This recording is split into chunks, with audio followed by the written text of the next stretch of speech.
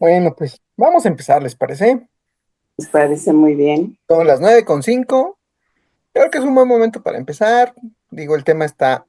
Híjole, no quiero decir que está cortito porque ya vi que luego... Señor, muchas gracias por este día. Gracias por la oportunidad que nos das para hablar de ti, Señor, para poder escuchar tu palabra, para poder escuchar lo que tienes para nosotros, Señor. Gracias porque a pesar de la distancia, estamos unidos en tu nombre, Señor, y podemos estar en la comodidad de nuestras casas, Padre Santo. Queremos pedir, Señor, que la palabra que escuchemos el día de hoy se quede en nuestro corazón, que sea de bendición para nosotros, pero sobre todo sea de bendición para los demás que llegue esta palabra, Señor. Como lo platicábamos la semana pasada, palabra, Señor, es como una piedra cayendo en un lago que esparce ondas y no sabemos hasta dónde van a llegar esas ondas, Padre Santo. Te pedimos que bendigas a las personas que estamos aquí reunidas, pero también bendigas a las que no se han podido conectar, Padre Santo. Tú sabes que las extrañamos mucho y deseamos verlas pronto por acá, Padre. Te pedimos que las bendigas y que las cuides, Señor. Amén. Mío, después de una pequeña pausa que tuvimos la semana pasada, en la cual, digo, fue bien aprovechada porque pudimos platicar sobre la importancia que tiene la maternidad y cómo la Biblia habla sobre ella, pues hoy vamos a retomar nuestro estudio de Lucas y vamos a dar continuidad. Digo, a lo que veníamos viendo, ¿no? En semanas pasadas. Hoy vamos a estudiar el capítulo 10 y antes de iniciar el estudio como tal, pues a mí me gustaría decirles que este capítulo, después de que lo leí, creo que se me hizo uno muy importante. O sea, realmente sí tiene un gran mensaje y sobre todo porque nos habla de las enseñanzas fundamentales de Jesús, ¿no? Que siguen siendo muy relevantes, muy importantes y yo me atrevería a decir hasta trascendentes, ¿no? En nuestra vida, sobre todo en nuestra vida cristiana. A grandes rasgos les voy a platicar como si fuera el tráiler de la película. Ya ven esta serie de avances que se ven antes de la película. A manera de tráiler, vamos a ver más o menos unos temas, ¿no? Vamos a platicar sobre esta misión que le encomienda Jesús a los 72 discípulos que envía a predicar. Y pues vamos a ver la importancia de este mandato, ¿no? Porque yo creo que es donde nos enseña a compartir efectivamente nuestra fe y sobre todo un mensaje muy importante es que nos enseña a depender de Dios para la provisión y sobre todo para ser guiados, ¿no? Para ser llevados. Esta misión de la que estamos hablando de los 72 discípulos, pues aquí Jesús nos deja en claro, ¿no? Que no solo se trataba de sus 12 principales, sino que está llamando a más para participar en la obra de Dios. ¿Para qué? Para recordarnos que cada uno de nosotros, los que estamos aquí reunidos inclusive, tenemos un papel muy importante en este crecimiento o en esta expansión del Evangelio. Ese es uno de los temas, ¿no? Pero también vamos a ver por fin la parábola del buen samaritano. Y es que miren, ustedes como recordarán y lo hemos estado platicando aquí semana a semana, hemos dicho que el método por excelencia que tenía Jesús para intentar transmitir un mensaje claro era a través del uso de este recurso, ¿no? De las parábolas. Son situaciones reales en las cuales se ejemplifica lo que Jesús quería transmitir. Y nosotros vamos a ver cómo esta parábola es un método de enseñanza poderoso. Y esta parábola en específico nos va a hablar sobre la compasión, sobre la misericordia, nos va a hablar sobre la verdadera naturaleza de amar al prójimo, ¿no? Ahora, yo creo que esta historia, cuando la veamos, pues vamos a analizar que Jesús no solo les enseña cómo amar al prójimo, sino también cómo de alguna manera se desafían estas barreras culturales y sobre todo estas barreras religiosas que la misma gente había impuesto, ¿no?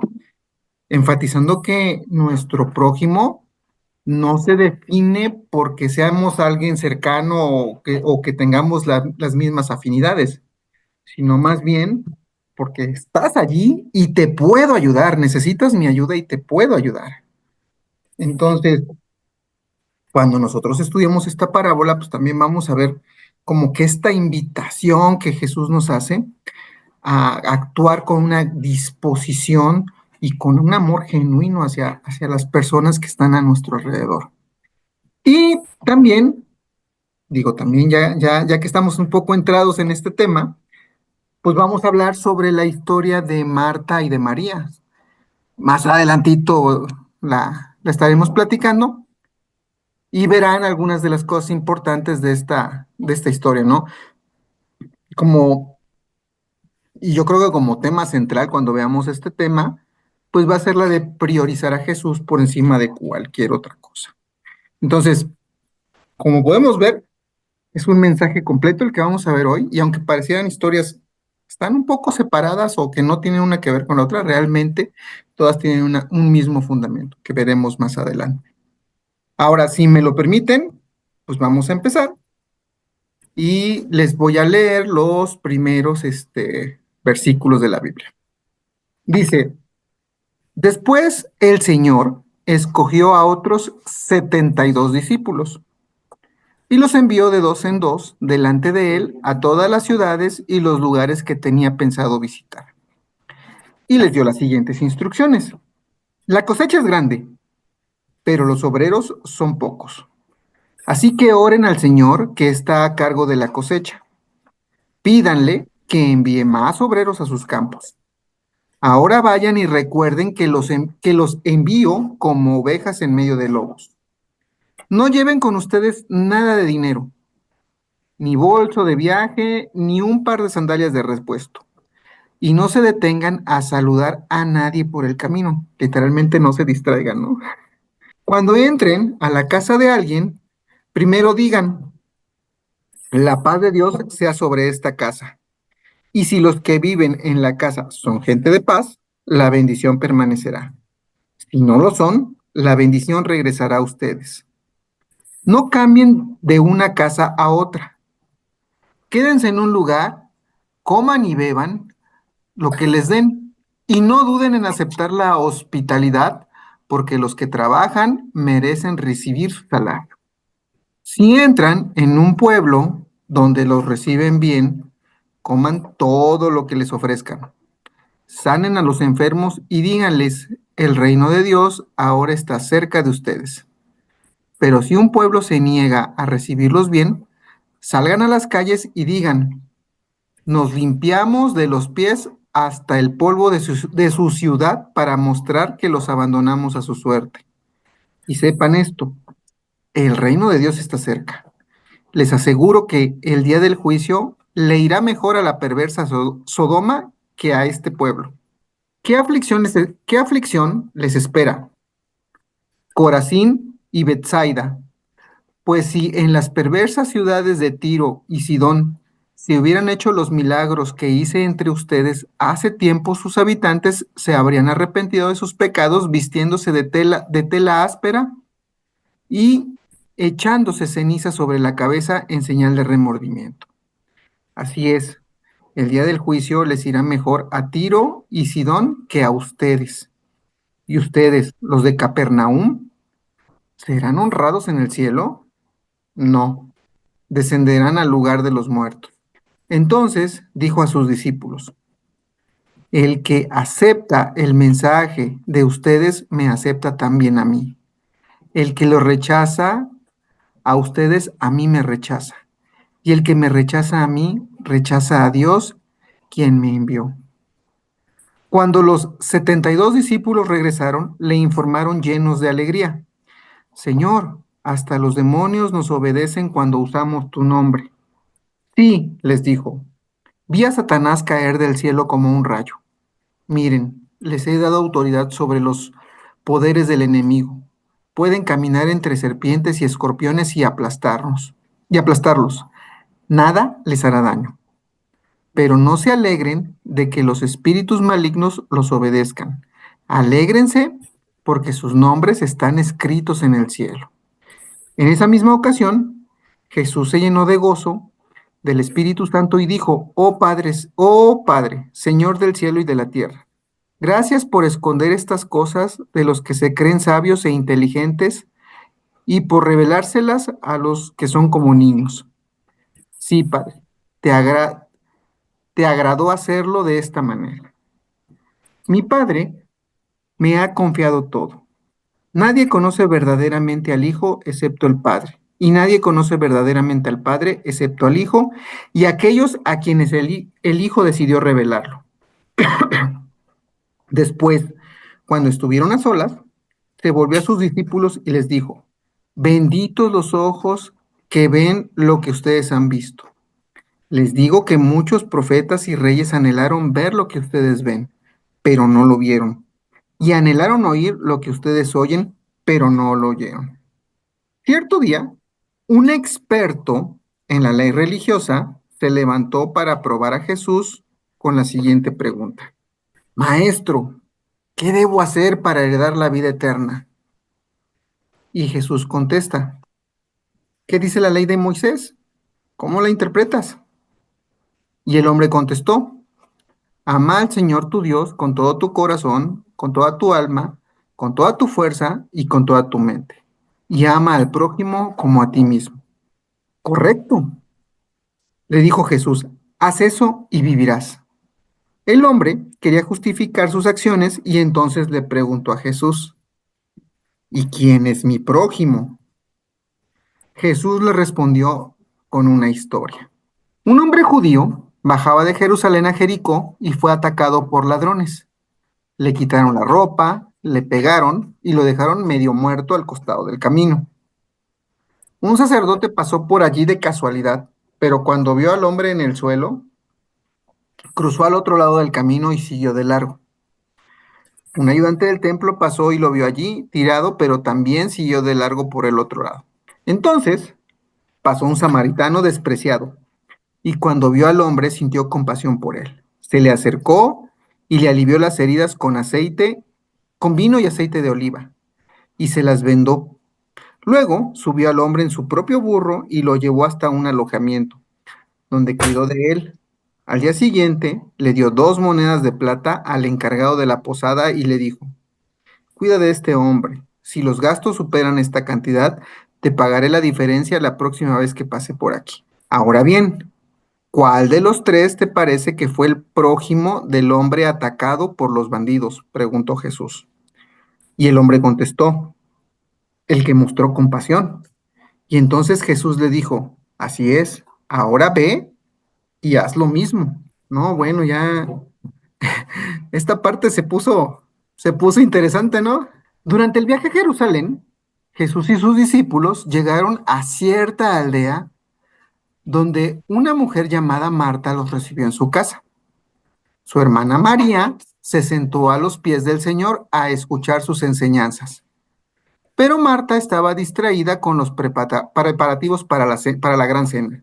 Y entonces se acercó a Jesús y le dijo, Maestro, ¿no te parece injusto que mi hermana esté aquí sentada mientras yo hago todo el trabajo? Dile que venga a ayudarme. Y el Señor le dijo, mi apreciada Marta, estás preocupada y tan inquieta con todos los detalles. Hay una sola cosa por la que vale la pena preocuparse. María la ha descubierto y nadie se la quitará. Y aquí terminamos nuestra base bíblica. Como se pueden dar cuenta, son 3 historias básicamente, y las que platicábamos en la introducción, cuando les decía que les estaba haciendo como esta especie de tráiler de la película. Y de la primera parte que me gustaría hablar sería de la misión de los 72 discípulos. Como recordarán, como lo vimos hace unos minutos, Jesús envía a 72 discípulos para anunciar que el reino de Dios está cerca. Les da instrucciones así bien básicas. Les dice, viajen con sencillez, confíen en la provisión de Dios y bendigan los hogares en los que los reciban. Imagínense, les voy a hacer una pregunta, ¿no? Imagínense que en este momento les dijeron, oigan, pues nos tenemos que ir a Europa, pero no lleven absolutamente nada. Es más, váyanse con lo que traen puesto. Quizás, ¿no? Nos agarran con la pijama, ¿no? Me imagino que así de fuerte fue no sé cómo decirlo, la impresión que se llevaron los discípulos cuando Jesús los estaba mandando. Y Esta parte, esta porción de la Biblia, pues nos habla sobre una urgencia que había, ¿no? Y sobre un desafío que había como misión.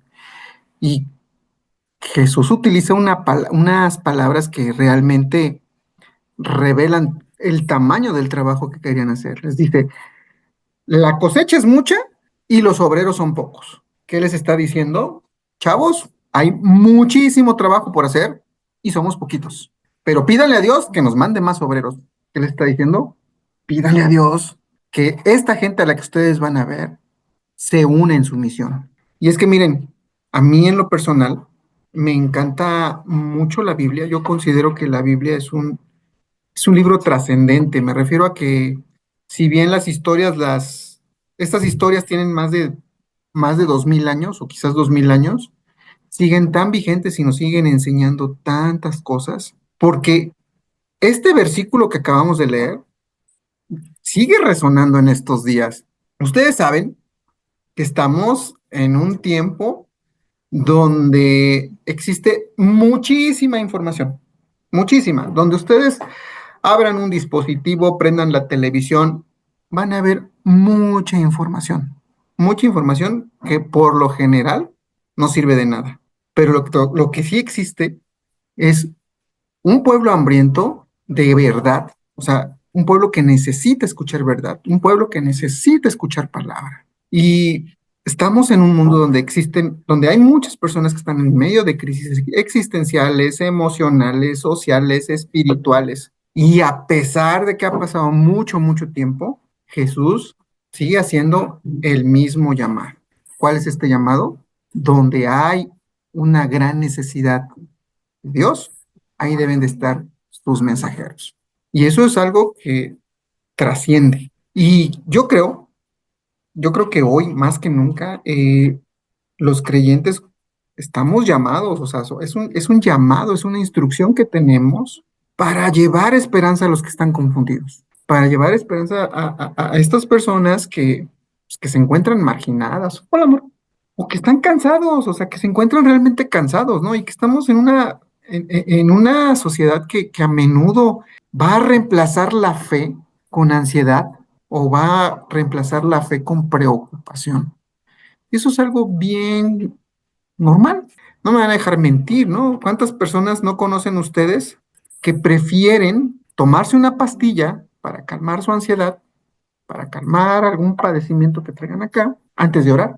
Y que digan, ay, no, pues es que yo confío más en mi, ¿cómo se llama este? El Ritalin o que en Dios, ¿no?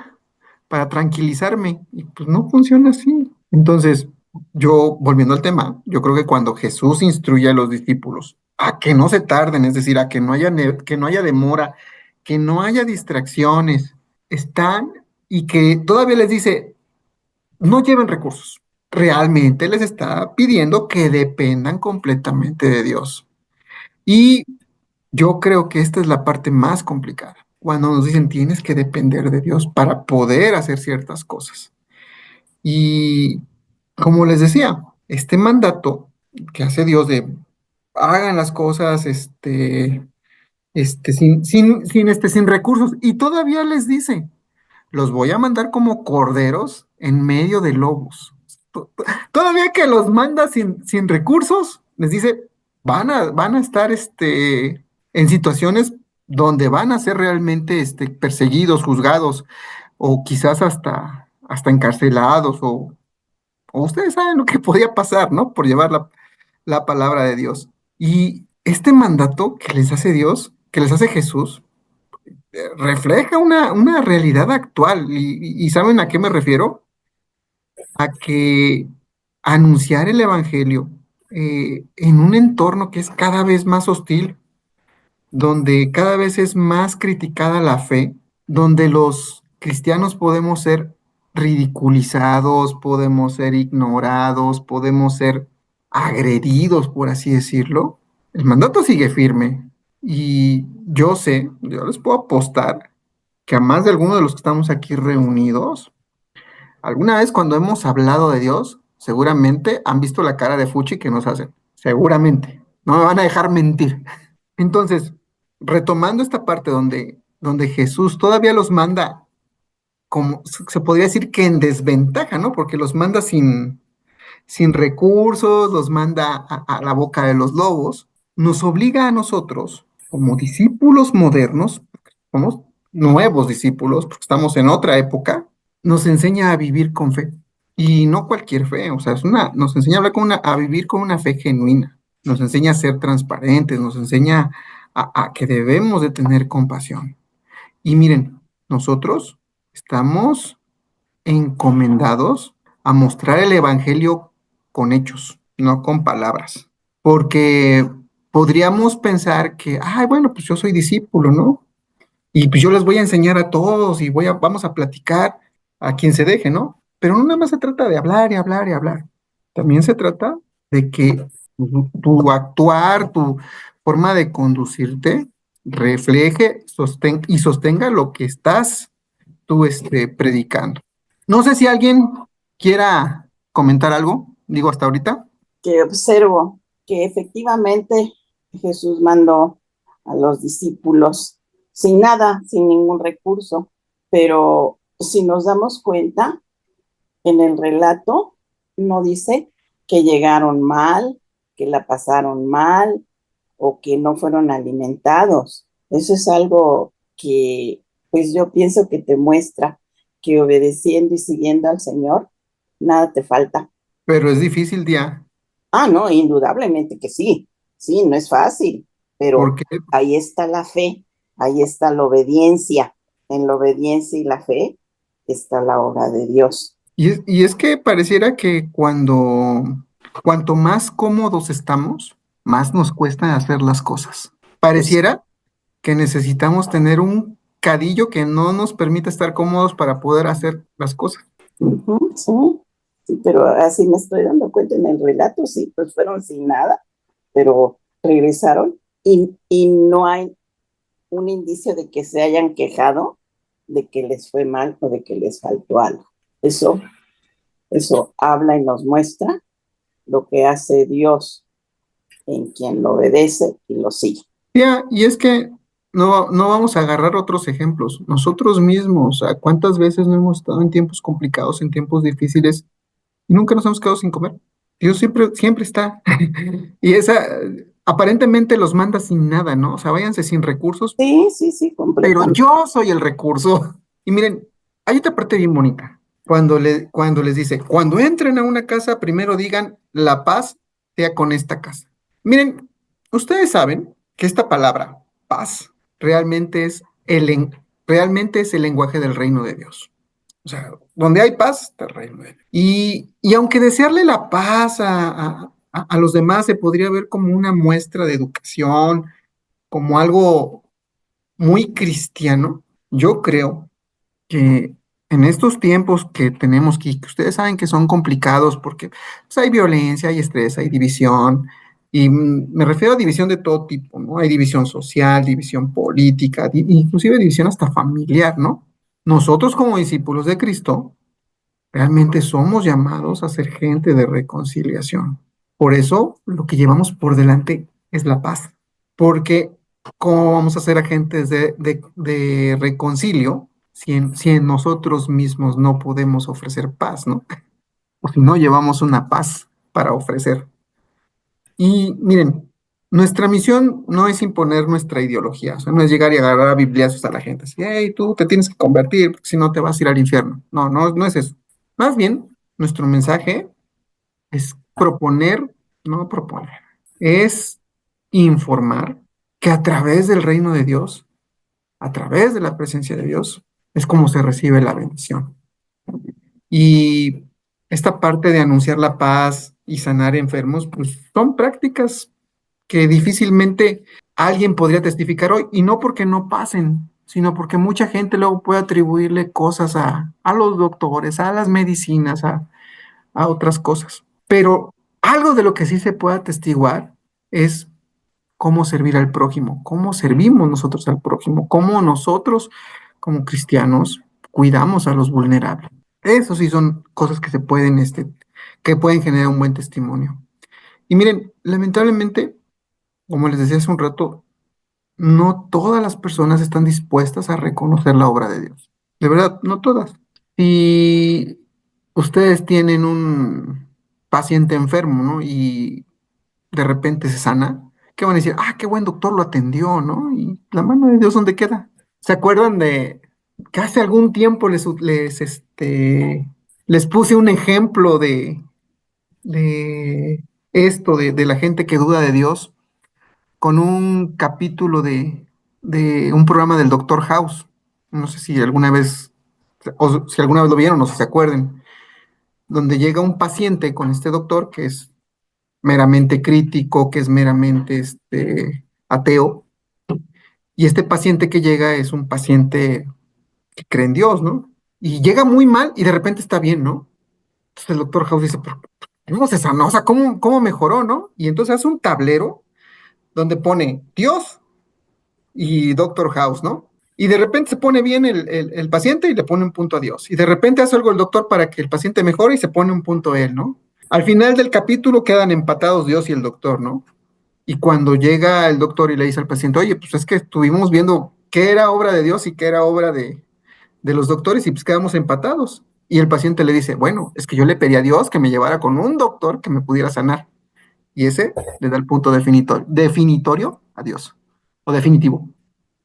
El punto definitivo a Dios. Así funciona, pero no todos lo ven. Lamentablemente, estamos acostumbrados a sobreponer las acciones del hombre o a poner por encima las acciones del hombre sobre los milagros que Dios hace en nosotros. Ahora, déjenme decirles algo ya de esta parte. Jesús también nos dice, los van a rechazar. Y también nos enseña que no todos quieren recibir el mensaje. Y eso es algo bien tremendo. ¿Por qué? Porque nosotros debemos de estar conscientes que estamos en una época donde la verdad es algo que lo necesitas ver. Si no lo ves, no lo crees. Y el Evangelio nos enseña a confiar en lo que no vemos. Y como nosotros confiamos en lo que no vemos, esto puede generar cierta, ¿cómo decirlo?, intolerancia hacia los demás, ¿no? Ahí vienen los cuates esos que creen ciegamente en Dios. Pues sí, así es. Y nosotros, pues debemos de mantenernos firmes en nuestras creencias, pero no por ser arrogantes, ¿no? No por ser presumidos, yo sí creo en Dios y ciegamente. No, no es por eso. No es por presumir que confiamos en Dios. Es porque realmente le creemos, es porque realmente sentimos amor por lo que hace Dios por nosotros, ¿no? Y cuando tú tienes la capacidad de sentir amor, te lleva a la compasión. Y la compasión debe de ir igual de la mano de las acciones que nosotros tenemos como cristianos. Miren, sabemos que el rechazo al mensaje no es personal, o sea, no es contra ti, es algo espiritual. Y no me van a dejar mentir, seguramente ustedes tienen alguna persona que le han hablado muchas veces de Dios y esa persona se niega a escuchar y sin embargo siguen manteniendo la relación con esa persona. ¿Por qué? Pues porque el problema no es con ustedes, ¿no? El problema es con el mensaje. ¿Por qué? Pues porque hay gente que no tiene fe en el mensaje. Por eso dice Dios, o por eso dice Jesús, que el mensaje no es para todos. Y ya para terminar esta porción de la Biblia que yo creo que es muy relevante, déjenme recordarles algo. Jesús nos está llamando a todos nosotros a una misión que realmente él considera urgente. ¿Y cuál es esta misión? Llevar su palabra a todos lados, a pesar de todos los obstáculos que nos podemos encontrar. Y miren, hay cosas que son muy sencillas, como llevar el mensaje con los vecinos, ¿no? Como con la familia, como con los compañeros del trabajo. Esa es la parte sencilla. Pero hay hermanos que sí se dedican a la parte complicada, ¿no? Llevar el mensaje a donde, vamos, no hay ni construcciones, ¿no? O donde hay lugares donde hay persecución. Entonces, a pesar de que esto fue hace muchos años, cientos de años, el mensaje sigue presente, llevar el mensaje. Entonces, yo aquí termino esta parte de la porción de la Biblia. Pues ahora vamos a hablar sobre la parábola del buen samaritano. A mí en lo personal, esta parábola se me hace tan de Jesús, se me hace tan explícita en tan pocas palabras. Y miren, esta parábola, como ya se los decía ahorita, es una de las más explícitas porque esto, ¿cómo decirlo? Resalta la forma característica que tenía Jesús para enseñar. Él utilizaba situaciones aplicadas, ¿no? O sea, no era como darles la teoría para que interpretaran y aplicaran. Él les decía, se aplica así, con un ejemplo. Es como cuando aprendes a manejar, ¿no? Te pueden decir, ah, pues mira, metes el clutch despacito, lo vas sacando despacio y vas metiendo el acelerador para que el coche se arranque, ¿no? Y tú lo puedes escuchar y entender la teoría, ¿no? Pero cuando ya estás en el carro, ¡pum! Ahí están los brincos, ¿no? Jesús evitaba eso. Jesús directamente los llevaba a ver, aquí están las llaves, agarra el carro y maneja, ¿no? Literal. Así era la forma de enseñar de Jesús. Entonces, ¿ustedes recuerdan cómo empieza esta parábola? Cuando un experto en la ley le pregunta a Jesús que qué puede hacer para heredar la vida eterna. ¿Y qué le responde Jesús? ¿Jesús qué hace? Pues le responde con un buen argumento, ¿no? A ver qué nos dice la ley. El mismo experto le contesta, bueno, pues amar a Dios y amar a tu prójimo. Entonces, es, todavía existe esta duda de, ¿y quién es mi prójimo? ¿Y qué es lo que hace Jesús? Pues le cuenta la parábola, ¿no? Les dice que hay un hombre que está herido, que fue ignorado por un sacerdote, que fue ignorado por un levita, o bueno, aquí dice que es un asistente de la iglesia, y que fue ayudado por un samaritano. Híjole, pues se demuestra claramente quién es el prójimo, ¿no? Pero déjenme decirles algo más, que quizás esto sí sea una verdad un poco triste. Miren, hay muchas personas que conocen las respuestas religiosas, que conocen, que pueden responderte correctamente hablando de religión, pero no están dispuestos a vivir su respuesta. Y estamos en una sociedad donde pues, el conocimiento bíblico puede usarse inclusive para justificar posturas en lugar de transformar vidas. ¿A qué me refiero? Podemos conocer la Biblia, podemos decir, ah, sí, Dios te ama, Dios es esto, Dios es el otro, pero cuando realmente tienes que demostrar amor, cuando realmente tienes que impactar la vida de alguien más, que dices, ay, no, mejor otro día. Híjole, no, es que este prójimo está muy, ¿cómo se llama? Pues, ándele, muy rejego y pues no, ¿verdad? Entonces, esa es una triste verdad, porque sabemos lo que tenemos que hacer y no lo hacemos. Entonces, cuando escuchamos esta parábola, realmente nos estamos confrontando. ¿A qué nos confrontamos? Déjenme preguntarles algo. ¿Nosotros realmente buscamos demostrar amor o solo estamos dispuestos a cumplir con lo mínimo para hacer el bien, espiritualmente hablando, ¿no? Que son cosas muy diferentes. Entonces pueden hacer buenas obras sin sentir amor. Y eso está bien tremendo. ¿Por qué? Porque estamos haciendo obras estériles. Cuando ustedes estén haciendo algo, pensando en que únicamente lo están haciendo porque es algo bueno y no porque lo estén haciendo de corazón, ahí hay una obra estéril. Y miren, esta parábola no solo nos habla de este mandamiento del amor, ¿no? Como una parte fundamental de nuestra vida, sino que nos lleva un poco más allá. Cuando Jesús le responde, ama al Señor y ama a tu prójimo, si checamos bien, Jesús no nos dice que el amor a Dios y el amor al prójimo es opcional. O sea, no nos da la opción de si quieres, lo amas, ¿no?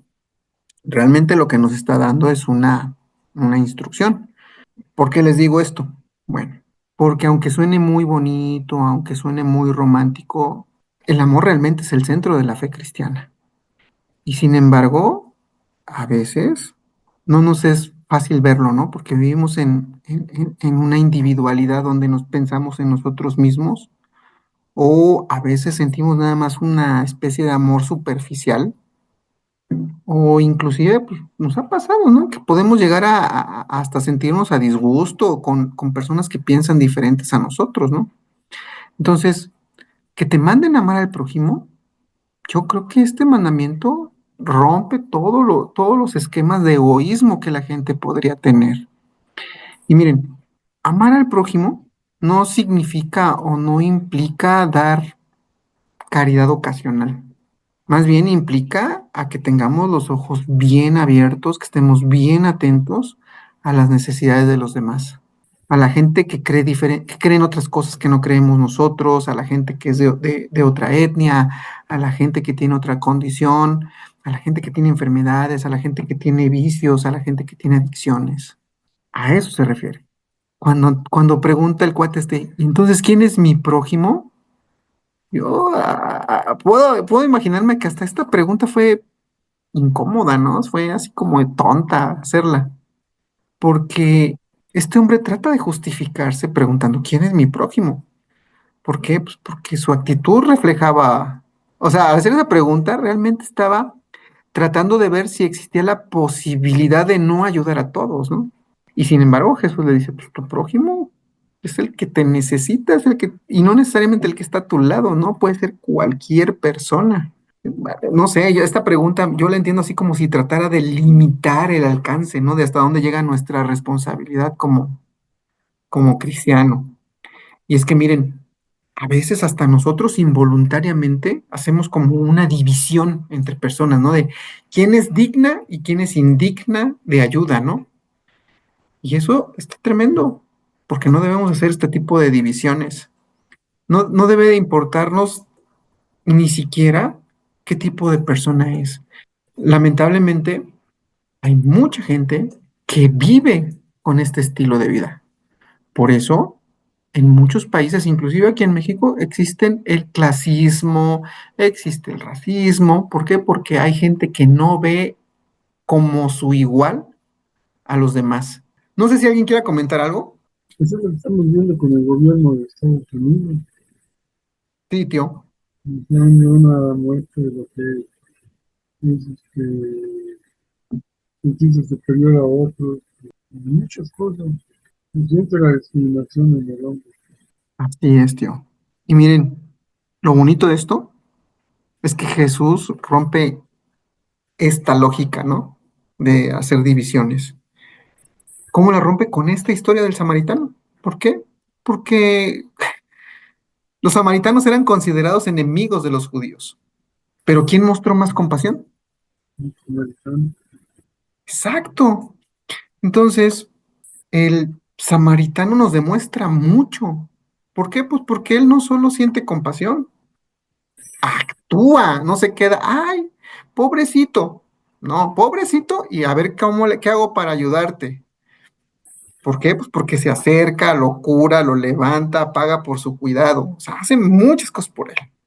Y esto realmente contrasta mucho con la indiferencia que muestra el sacerdote, con la indiferencia que muestra el levita. En algunas versiones dice que es un levita, en otras dice que es un ayudante de la iglesia, ¿no?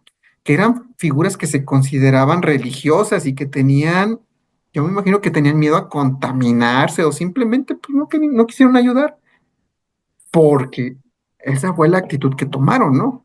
Y yo creo que parte de la enseñanza que nos trata de dejar esta parábola es que nosotros, aunque sea algo que nos incomode, aunque sea algo que no esté dentro de lo que nosotros teníamos planeado hacer, tenemos que ensuciarnos las manos a veces. Tenemos que romper con nuestra agenda apretada para ayudar al prójimo. Y al final, al final de este versículo, Jesús todavía le dice, ¿viste cómo actuó el samaritano? Sí, sí, vi cómo actuó el samaritano. ¿Entendiste lo que hizo? Sí, sí, entendí lo que hizo. Ve tú y haz lo mismo. ¿Sabes? Jesús lo que hace realmente es redefinir quién es el prójimo. ¿Por qué? ¿Por qué les digo esto? Porque Él nos trata de decir que el prójimo no solo es aquel que necesita nuestra ayuda, también el prójimo es el que está dispuesto. a dar la ayuda sin algún prejuicio. No se trata de que tu prójimo sea un necesitado. Tú también eres el prójimo de alguien. Entonces, esta parte de la Biblia, cuando le dice ve y hazlo, ve y haz lo mismo, nos está invitando a esto, a ir y ayudar. Literalmente, esa expresión de haz el bien sin mirar a quién, aplica aquí. Que no se quede entonces como una invitación que nos hace Dios, sino tomémoslo como lo que es, una instrucción. Pero no se trata de ir y ayudar, de ir y ayudar sin sentir nada, ¿no? Al contrario, o sea, lo que nos está tratando de decir es que lo hagamos y lo hagamos con amor, ¿no? Que eso a veces pareciera que es muy complicado. Y ya en algún momento platicamos de los tipos de amor, ¿no? Y en esta ocasión lo que se está refiriendo es el amor ágape, el amor que tú puedes sentir por el prójimo. Ya vamos a terminar, vamos a platicar un poco de esta historia de Marta y de María. Miren, como recordarán, este relato comienza cuando Jesús entra a un pueblo donde una mujer que se llama Marta lo recibe en su casa, ¿no? Y este acto que hace Marta, bueno, pues demuestra una gran hospitalidad y sobre todo un deseo de servir, ¿no? Que eso era algo muy valioso para la época. Pero déjenme decirles algo, que eso es, esta parte de la historia está bien, así como que lleva tirabuzón. Así como Marta recibe a Dios, bueno, recibe a Jesús, hay muchas personas, muchos creyentes, que están deseosos de invitar a Jesús a sus vidas. Pero ¿qué creen? Una vez que Jesús entra, híjole, es donde empieza el problema, ¿no? Porque empiezan a relegarlo y empiezan a darle prioridad a otras cosas. Y eso es algo muy real. ¿Por qué? Pues porque a veces nosotros estamos diciendo, ay Dios, ayúdame, a Dios, bendíceme, Dios está conmigo.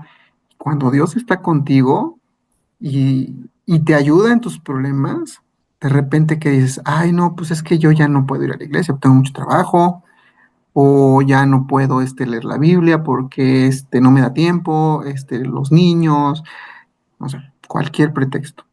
Entonces, estás deseoso de recibirlo, pero ya cuando lo tienes dices, ¿y ahora qué hago?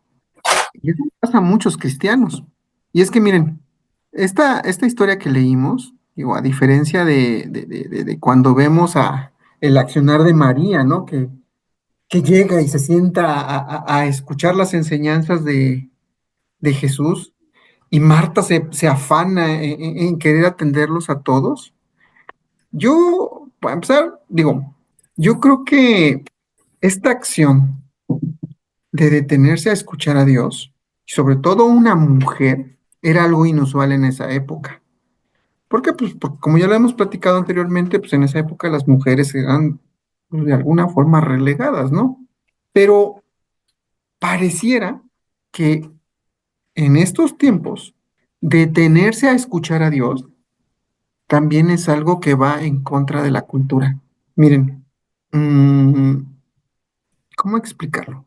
Nosotros muchas veces hemos escuchado que tu éxito se define por lo que alcanzas, por tus bienes materiales, por tu casa, por, no sé, por cualquier cosa, por tu mejor puesto, por lo que tú quieras creer. Y pareciera que detenerse a contemplar a Dios, contemplar su obra, fuera algo inútil. ¿Por qué? Pues porque eso no representa para muchos un logro, porque eso para muchos no representa un éxito. Cuando Jesús honra a María, porque le dice, ella sí lo entendió, ella sí entendió lo que es importante, también nos está tirando la pedrada a nosotros. También ese mensaje va para nosotros. ¿Qué es lo importante? ¿Qué es lo trascendente? ¿El coche que tienes o tu vida eterna? Y eso es algo que esta parte de la Biblia intenta enseñarnos. Ah, Jesús toma a María, o sea, Jesús toma el ejemplo de María como lo que se debe de hacer. Pero por el otro lado está Marta, con toda su ansiedad, con toda su preocupación, con todo su estrés que traía porque todo fuera perfecto. ¿Y qué nos dice Jesús? Marta estaba distraída con los preparativos. Y su frustración, la frustración de Marta crece al grado de decirle, oye Dios, oye Jesús, pues dile algo a María, ¿no? Que me eche la mano porque es mucho el trabajo. Esto nos revela algo que lo platicábamos hace apenas un par de minutos. Dios nos llama a servir. Dios nos llama a ayudar al samaritano, ¿no? Pero cuando este servicio, cuando esta ayuda, cuando nosotros hacemos algo, no está conectado con la presencia de Dios, híjole, se transforma en una carga. ¿Por qué? Porque no lo estamos haciendo de corazón, y era lo que les decía hace un rato. Cuando nosotros no hacemos cosas de corazón o cosas por amor, se vuelven cargas. Déjenme platicarles una pequeña, ¿cómo se llama? Anécdota personal. Hace algunos años, yo creo que como hace como año y medio, cuando Jaime me dijo, oye, pues tú te vas a hacer cargo del grupo porque pues yo voy a estar en otro lugar. ¿Saben qué? De momento se me hizo una carga. Porque dije, ay, no, ahora tengo que estar preparando un estudio, o sea, como que esta parte me abrumó, ¿no? Te amartas. Sí, dice mi suegra que me amarté. Y, dice mi cuñada que es característico de las Martas, entonces.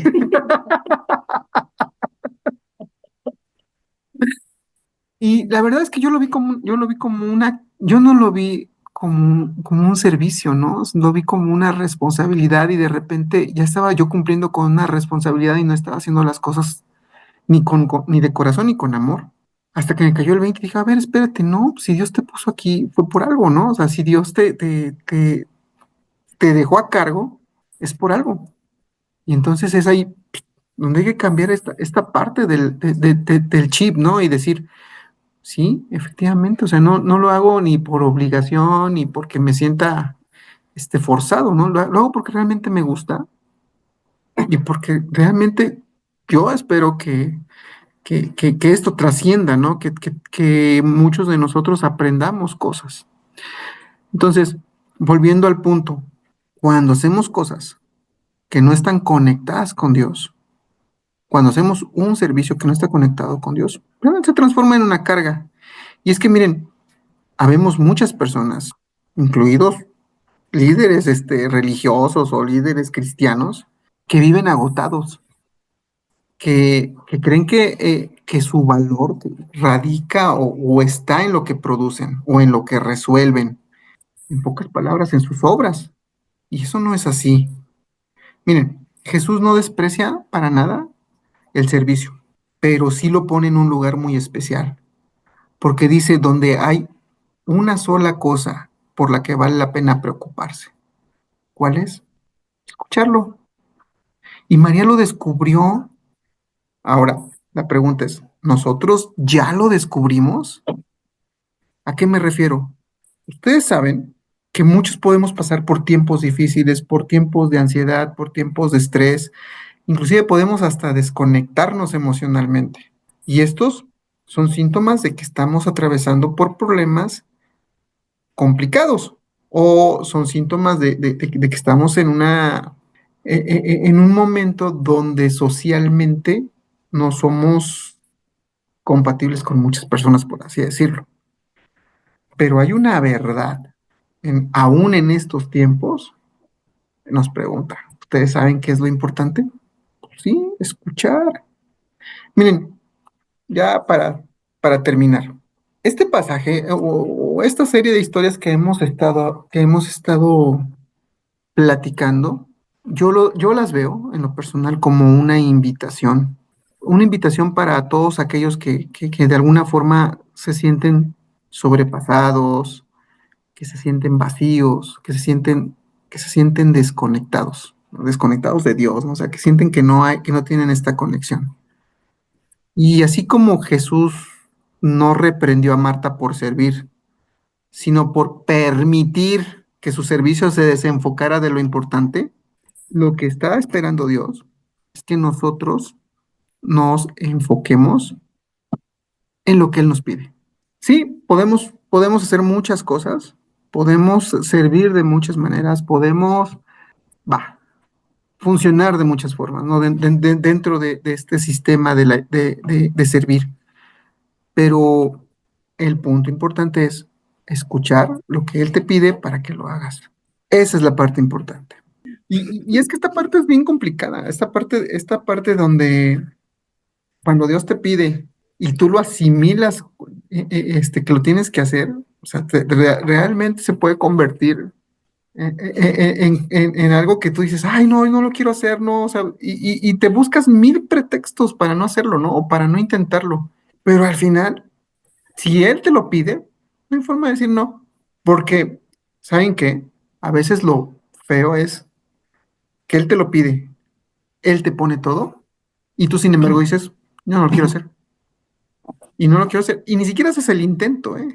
Y eso sí está bien difícil. Está bien feo. Porque entonces sí, ahí ya no estás haciendo caso. Tú no sabes cómo Dios te va a usar. De verdad, no tienes idea de cómo te puede usar.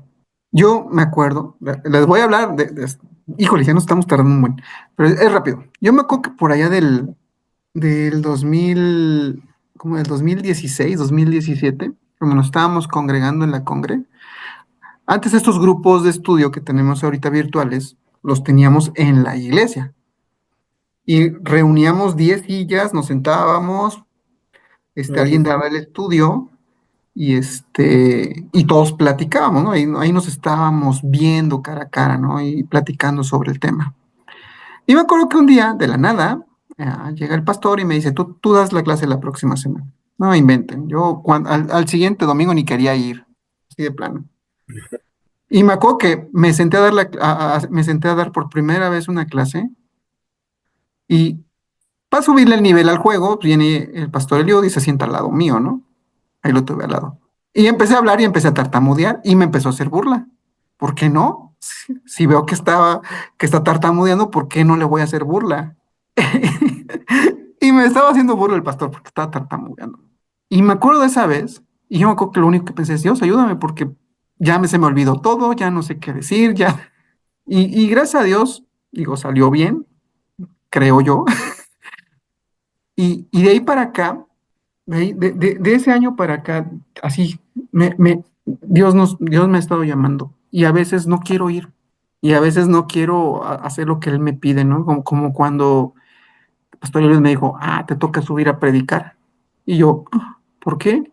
Entonces, hay que ser más hay que ser más como María, confiar en lo que Él tiene para nosotros, en ser atentos en lo que Él tiene para nosotros. Y aquí, ahora sí, ya vamos a abrir nuestros micrófonos y despedirnos, porque si no nos vamos a quedar hasta las 11 y ya no hay café aquí.